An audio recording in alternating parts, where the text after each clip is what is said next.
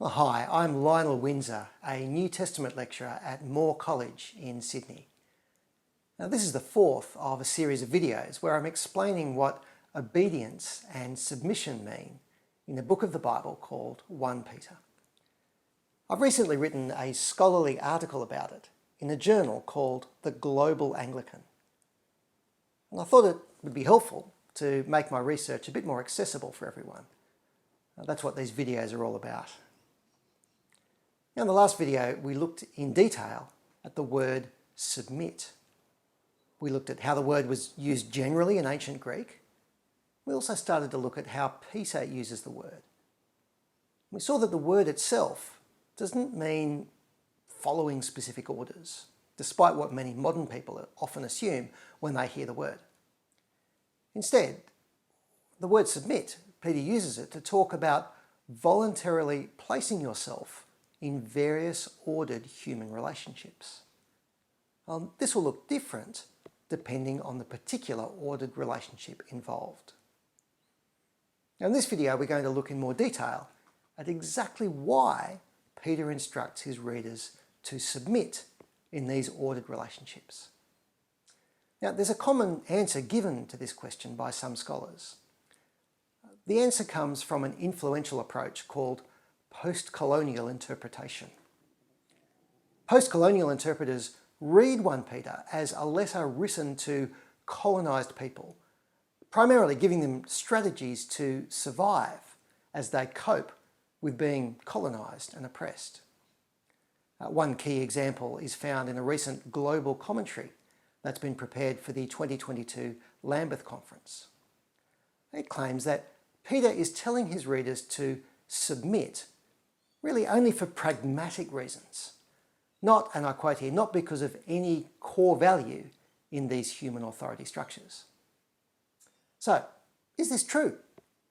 Is this the main reason why Peter wants Christians to submit, just for pragmatic reasons, survival, resistance, etc.? Well, let's look at what Peter says here.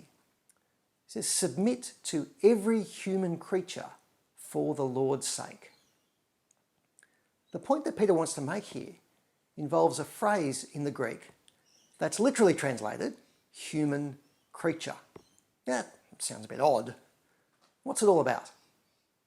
Well, Peter's using the term human because he wants to refer to things he's just said previously. In the previous paragraph, Peter's just explained that Jesus was rejected by humans.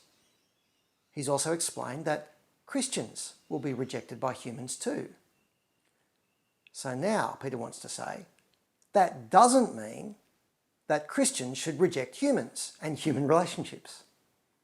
Instead, Christians should still place themselves in these ordered human relationships. Okay, so why does Peter use the term creature?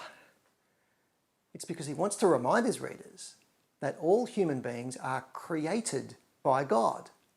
Well, that's true whether they're Christian or not. That's a great truth that helps Peter's readers to have a big vision for humanity as created by God. Peter's readers can remember that as they live in these ordered relationships, they're actually serving the Lord, who is the Creator. They're doing it for the Lord's sake. Now, some commentaries and translations assume that the term creature here should be translated institution. Why is that? Well, they're saying it's about things created by humans, not God. Human creations is what they kind of mean. That is, authority systems and power structures created by humans. On that understanding, Peter is not focusing on God as the creator.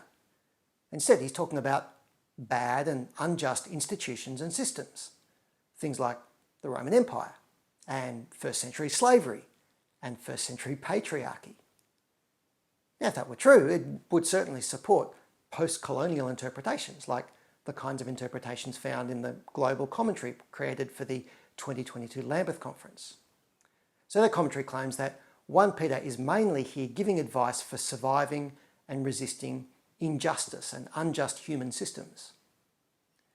But I argue in my article that this is actually a bad translation of the Greek. And that's true for all sorts of reasons. For example, it doesn't take into account that human is an adjective, and it doesn't make sense of how the word creation is normally used in the Bible and elsewhere. So no, Peter isn't focusing on human systems or institutions. He's not focusing on patriarchy or slavery or empire. He's focusing on humans. And that is, he's focusing on humans who've been created by God. Peter's saying, place yourself in these ordered relationships amongst humans. And what's the significance of that?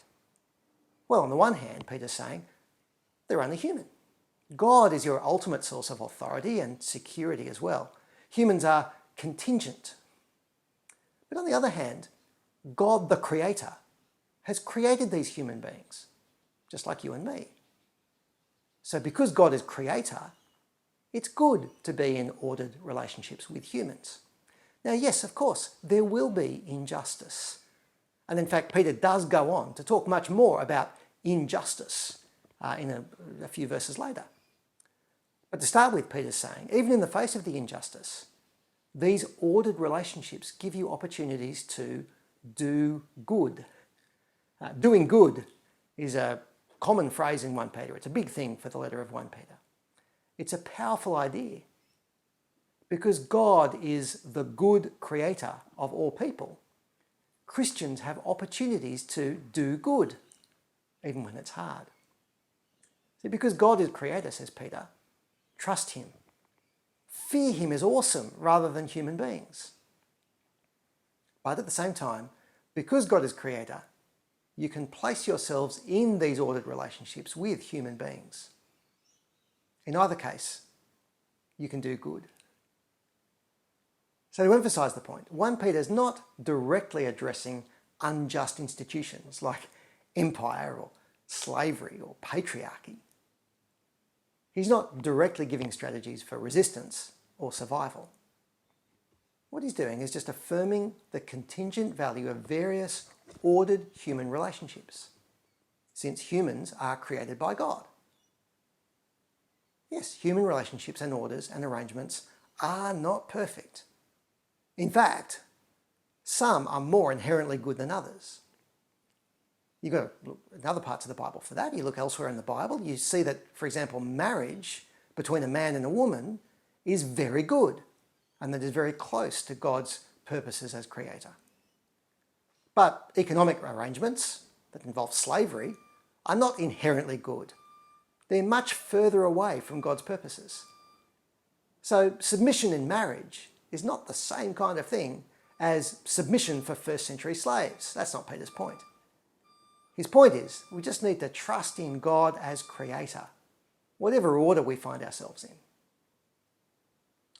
It's also important to realise that Peter says that injustice is not the final reality. It's true, but the final reality is that God will judge all people. Christ is over all. Everyone will need to give an account to God.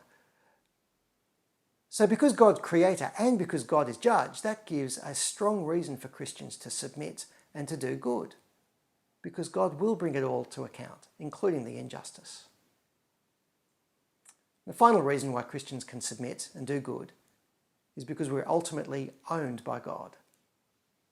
Jesus has rescued us from judgment through his death on the cross.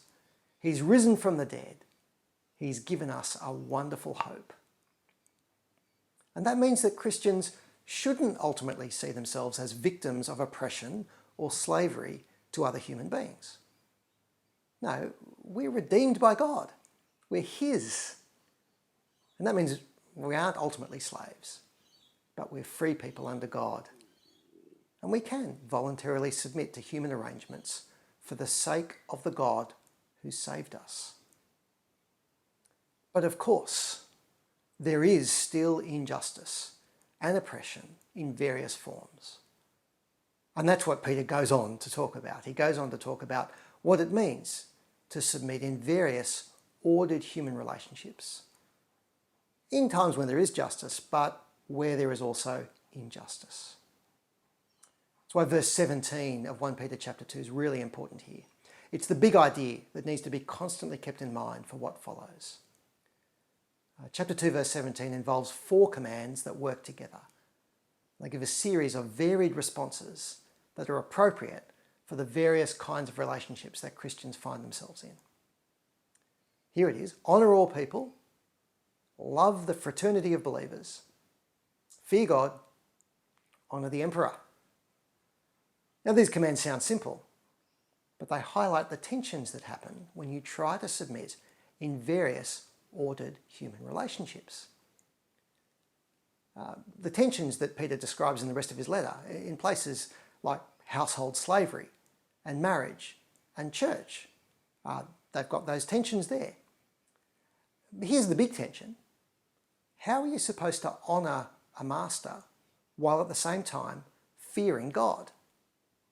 Okay, if the master's a good master, that's fine, but what if the master you're supposed to honour is scary or wrong? Or a bit later, what if your husband is not a Christian? Can you honour your husband while also fearing God? Now, that's not an absolutely simple question, is it? And that tension sets the scene for Peter's talk about submission in what follows. Technically, these 4 commands in chapter 2, verse 17, they govern what follows. They govern the instructions about submission. So the Greek syntax means that actually verse 17 contains the big ideas, and the following instructions about submission are technically what's called subordinate to these commands. And that shows that submission is not first and foremost about following specific orders. Yes, sometimes submission might involve doing exactly what a person says, but not always. The controlling concept here is actually honour. It's about honouring humans in various positions of authority and order, while at the same time fearing God. God is the creator and judge and redeemer. So the rest of Peter's discussion about submission is actually about how to live with this tension. If submission is about voluntarily placing ourselves in ordered human relationships, well, how are we supposed to do that while also fearing God? Well, we'll look at that more in future videos. And this is what we'll look at. Part 5, what does it mean for first century slaves to submit? Part 6, what does it mean for wives to submit and obey? Part 7, what does it mean to submit to church leaders? And then we'll summarise it and bring it all together in part 8, which is a summary. See you in the next video.